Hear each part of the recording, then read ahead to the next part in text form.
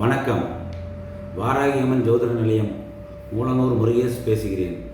இன்றைய பதிவில் சில பரிகார முறைகளை பற்றி பார்ப்போம்.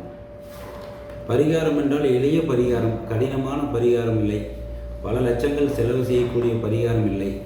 எளிய முறையில், உதாரணமாக ஒரு வழக்கு நடக்கிறது. சனி கேது தாங்க வழக்கு. சனி கேது வழக்கு என்றால் ஒரு கோர்ட்டில் வழக்கு நடக்கிறது. கேஸ் எடுத்துக்கிட்டே போகுது. இதுக்கு என்ன பண்ணலாம்? சனிக்கிழமை அன்னைக்கு 1:30 மணிலிருந்து 3 மணிக்குள்ளே பக்கத்தில் உள்ள விநாயகர் கோயிலுக்கு சென்று 11 முறை சுற்ற வேண்டும். சுற்றிவிட்டு தேங்காயை உடைத்து தண்ணியோடு அப்படியே வைக்கணுங்க.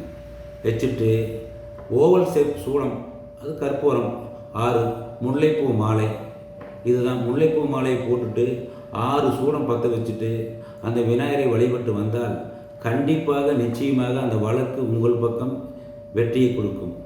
இதில் எந்த மாற்று கருத்தும் இல்லை. சரி, கடனை அடைக்கணும், என்ன பண்ணலாம்? யமகண்ட நேரத்தில் கடனை திருப்பி கொடுங்கள். யமகண்ட நேரத்தில் கடனை திருப்பி கொடுத்து விட்டு வாழைப்பழம் வாங்கி தானம் கொடுங்கள். கொடுத்தால் அந்த கடன் சீக்கிரம் அடைபட்டு விடும். அந்த கடன் அடைக்கூடிய நேரம் யமகண்ட நேரமாக இருக்க வேண்டும். ஆனால் அது பூச நட்சத்திரமாக இருக்கக்கூடாது அந்த நாள். ஏனென்றால் பூச நட்சத்திரம் என்று ஒரு செயல் நடந்தால் திரும்ப திரும்ப நடக்கும். உங்கள் ஜாதகத்தில் குரு எங்கே இருக்கிறாரோ அதை இயக்கினாலே கடன் கண்டிப்பாக தீரும். கடனை தீர்வதற்கு மரகதலிங்க வழிபாடு மிகப்பெரிய வெற்றியை கொடுக்கும். அது முருகன் கோவிலில் மரகதலிங்க வழிபாடு மிகப்பெரிய வளர்ச்சியை கொடுக்கும்.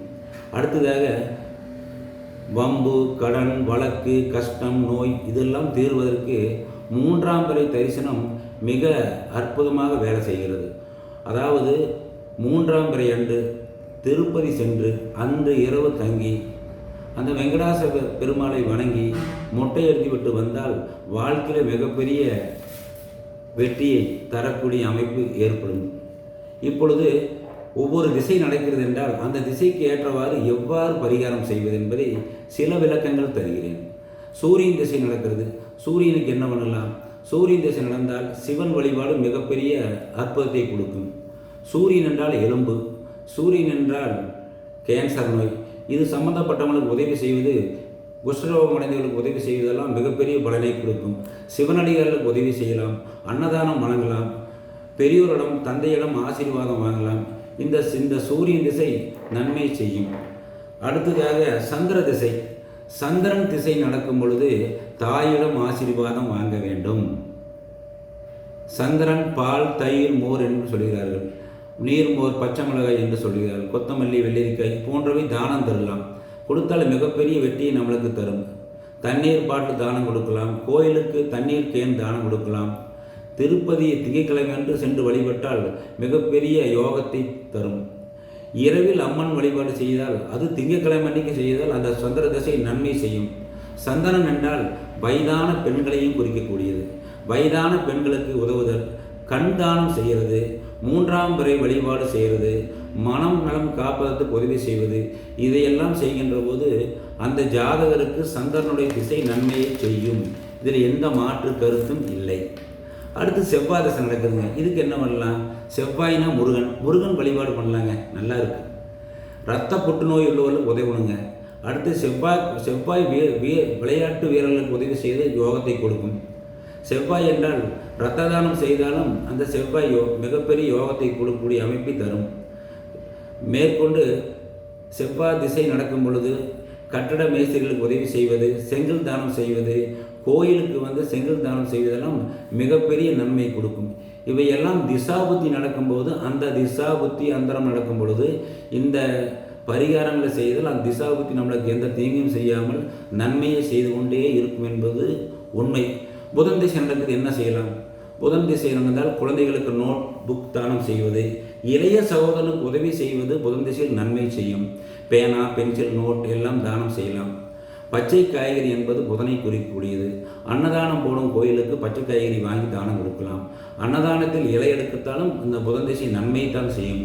நரம்பு பாதித்தவர்களுக்கோ இந்த பெராலிக்ஸ் அட்டாக் வந்தவர்களுக்கோ புதன்கிழமையில் உதவி செய்தால் இந்த புதன் திசை மிகப்பெரிய நன்மை செய்யும். புதன் திசையில் பெருமாள் வழிபாடு புதன்கிழமைக்கு செய்வது யோகம். புதன் திசைக்கு மரகலிங்க வழிபாடு மிக யோகத்தை செய்யும். குறிப்பாக மதுரை மீனாட்சி அம்மன் வழிபாடு இந்த திசைக்கு மிகப்பெரிய அற்புதங்களை செய்து கொண்டு இருக்கும். அடுத்ததாக குரு திசை. குரு திசைக்கு என்ன பண்ணலாங்க? குருநாதரை வணங்க வேண்டும். குழந்தைகளுக்கு அன்னதானம் தர வேண்டும். குரு திசையில் பொய் பேசினால் ராகுவாகவே அது வேலை செய்ய ஆரம்பித்து விடும். 4 பேருக்கு நல்லது செய்யணும். குரு பணம் உதவி செய்யலாம். சந்தனம் பொட்டு வைத்துக் கொள்ளலாம். மஞ்சள் கலர் சட்டை தானம் கொடுக்கலாம். ஜீவ சமாதி வழிபாடு செய்யலாம். சித்தர்கள் வழிபாடு செய்யலாம்.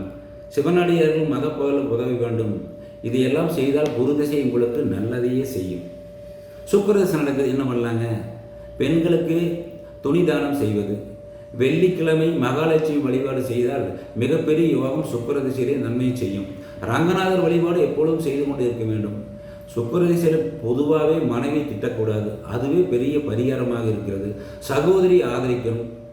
ஆடைகள் தானம் செய்வது, இனிப்பு தானம் கோயிலில் தருவது, பெண்களுக்கு ஆசிரமத்துக்கு உதவுறது, இதெல்லாம் சுக்கிரன் திசையிலே நன்மை செய்யக்கூடியது. இது எளிய பரிகாரங்கள் தான். இதை செய்து பாருங்கள், மிகப்பெரிய வெற்றியை கொடுக்கும். இது 100க்கு 100 உண்மைதான். இதில் எந்த மாற்று கருத்தும் இல்லை. அடுத்து சனி திசை நடக்குது. சனிக்கு என்ன பண்ணலாங்க? சனி திசை நடக்குது, தொழிலாளிக்கு உதவி செய்யணுங்க. முதியோர் இல்லத்துக்கு செருப்பு தானம் செய்வது மிகப்பெரிய யோகத்தை செய்யும். பைரவர் வழிபாடு, முனியப்ப சாமி வழிபாடு, கருப்பணசாமி வழிபாடு, காவல் தெய்வ வழிபாடெல்லாம் சனி திசைக்கு யோகத்தை செய்யும். பித்தர்கள் தர்மம் செய்வது சனி திசைக்கு மிக முக்கியமான ஒன்றாக இருக்கிறது. அமாவாசை தோறும் செய்தால் மிக நன்மை தரும். தர்ப்பணம் செய்வதை விட தாய் தந்தை காலில் அமாவாசை என்று விழுந்து ஆசீர்வாதம் வாங்கினாலே சனி திசை நல்லது செய்யும். சனி திசையிலே பசுவுக்கு பழம் எள்ளு 3ஐயும் கலந்து, பழம் எள்ளு கருப்பட்டி 3ஐயும் கலந்து கோயில் மாட்டுக்கோ பசு மாட்டுக்கோ கொடுக்கும்போது மிகப்பெரிய நன்மை தருகிறது. எளியவர்களுக்கு உதவுவது, செருப்பு தானம் செய்வது, இவையெல்லாம் மிகப்பெரிய அற்புதத்தை கொடுக்கும். மேற்கொண்டு சனி திசையில் சிவன் வழிபாடு மிகப்பெரிய வெற்றியை தரும். அதில் எந்த மாற்று கருத்தும் இல்லை. சரி, ராகு திசை நடக்குது, ராகுபத்தி நடக்குது, என்ன செய்யலாம்? ராகுனா போர்வி தானம் செய்வது மிகப்பெரிய சிறப்பு. ராகு இருக்கும் வீட்டின் கிழமையில் அதை செய்யலாம்.